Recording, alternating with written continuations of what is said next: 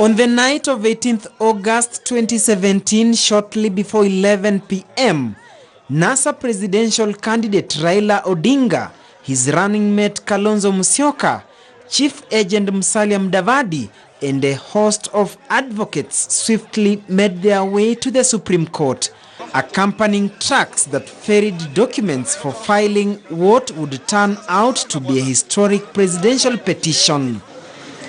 Inside the courtroom, volumes of bound documents in thousands of pages were quickly passed from one hand to another. Time was of the essence. They had less than 1 hour before the expiry of the constitutionally allowed 14-day window to file a petition.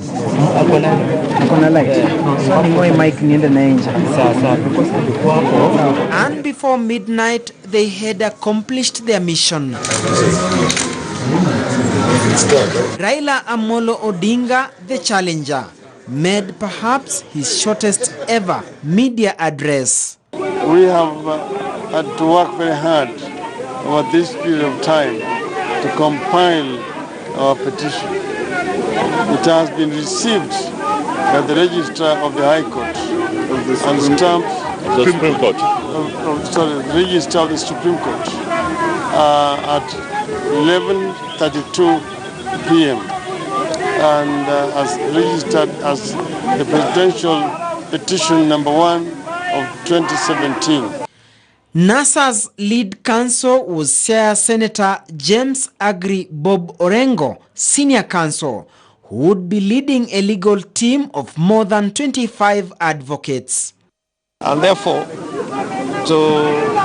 beyond doubt, this petition has been prepared meticulously, and the major consideration which constitutes the theme of this petition is that this election was a sham. Presidential petition number 1 of 2017 was drawn and filed by and then newly established firm Murumba and Awele Advocates, which was barely 5 months old, having been registered in March 2017. When I joined the legal team of NASA, held by, led by Paul Mwangi, who at the time was working with a few other lawyers, mostly politicians come lawyers, in fighting some of these cases. Awele had been involved in a series of cases filed by NASA in the run-up to the general election, challenging a number of issues. They ranged from procurement of ballot papers to the use of technology, a number of administrative decisions made by IEBC, which was perhaps what informed the choice of his firm. What informed NASA's decision to employ the services of a newly established law firm, then barely 5 months old? Was it tactical, by design, or by default? ANC party leader and NASA founder Wycliffe Musalia Mudavadi was Raila Odinga's chief agent and discloses why the NASA presidential election petition remained a top and highly guarded secret. The idea was to make sure that they're not forewarned, because if they're forewarned, they are forearmed. In simple words, in this context would be that maybe critical evidence would be withheld or kept away so that it is not presented in a timely fashion, as it was done during the court petition. I was not against the filing of the petition. What I was doubting was whether or not after a decision like that, there was going to be a possibility of having a free and fair election. So that, going to the court would have been an exercise in futility. It now emerges that what triggered the ultimate decision by NASA to prepare a petition were the events that transpired on the evening of 8th of August 2017. Immediately, NASA Chief Agent Musalia Mudavadi, accompanied by, among others, James Orengo, Norman Magaya, Ogla Karani, Godfrey Ososi arrived at the National Tallying Center at the Bomas of Kenya at 7 p.m. The moment we sat in that hall where we were, and we started seeing the results from the portal beginning to stream in, and immediately one could see that there's a certain pattern that seems to have already formed. We got alarmed and we called for several meetings.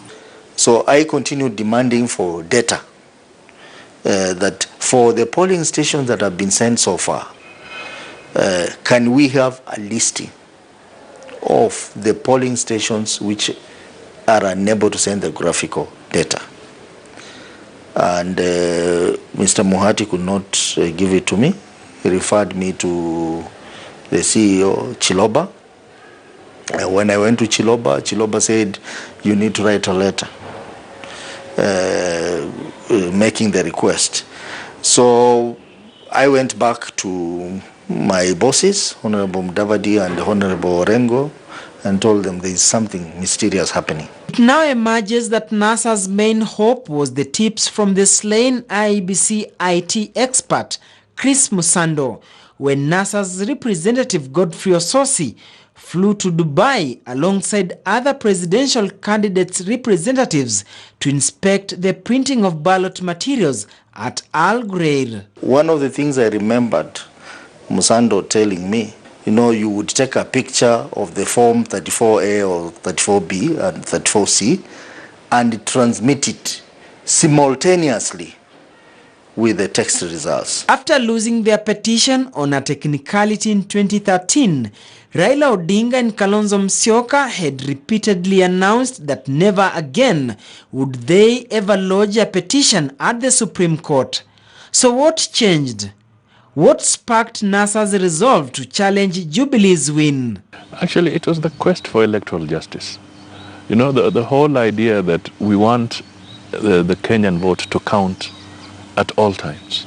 If we want to consolidate a democracy in this country, then we must find a way of stopping the fraud that goes on within the electoral body. At the end of the petition, it was established that more than 10,000 polling stations, no results had been transmitted electronically and they were unavailable. And the Electoral Commission did not have a choice. They had to have those results available in regard to the results of the elections. 12 individuals deponed their affidavits as witnesses in the Odinga petition. April Oichoe, a cybersecurity expert, Benson Wasonga, Duncan Nunda, Dr. Paul Nyangasi Oduo, George Kegoro, Ibrahim Mohammed, Koitamet Olekina, Mohamed Barre, Ogla Karani, Raila Odinga, Kalonzo Musyoka, Moses Wamuru, and Godfrey Ososi, all who signed the standard affidavit. We must do an affidavit on the results transmission. And this is the evidence I have. We did an affidavit together with Bwana Jackson Awele and Madare MP Anton Oloch. That is how I became a witness in the results transmission. It came as a huge challenge, and I can assure you it was excruciating. In the system, there was a problem in some polling stations, and that's why results were being sent in that format. Now, that was enough to trigger our series of events. NASA team demanded that now we need to have access to the portal, especially the component, the modules that stores the forms, so that we can have a physical assessment of the forms. And that took a while. It took almost about 2 days. Eventually, when we were given, we started noting discrepancies here and there in the forms. And indeed, when we asked the question, as to why that was happening, the chairman and the other commissioners were not able to give us an answer. And when the MOFO technicians were called, because they had people on at Bomas, and we told them that, how is it that the results you're sending are not, they're not including the actual results, the statutory forms.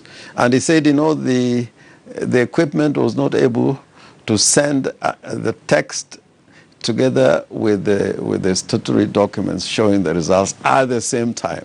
So from that time we knew something indeed was wrong.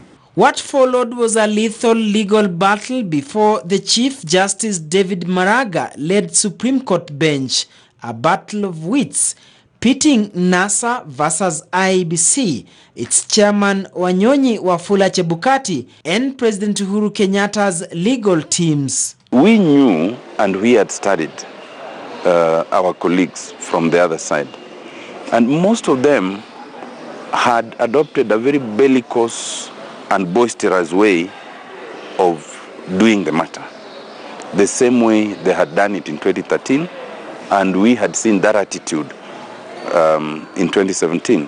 And it's an attitude that was depicted right in terms of their commenting on the merits, if at all, of our case at the time of presenting their case. And we decided what to do. We decided to do what usually you would do. We decided to adopt the exact opposite, absolute humility. And so I think that it may also have worked in our favor.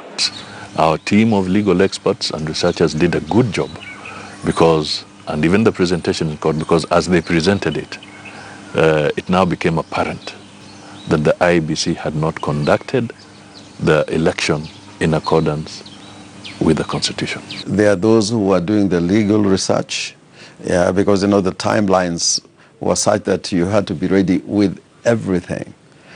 So again, there was a team that was handling the research into electoral law, doing comparative studies. There was another team handling the evidence itself, and that was where a lot of work had to be done, because all the results as received from our agents and from the Electoral Commission, not only were we comparing by analysis, but photocopying, putting together, and there was a team which was doing that work from Right Honorable Raila Amolo Odinga's home, looking at those statutory documents and other forms and documentary evidence that we had, and trying to make something out of it.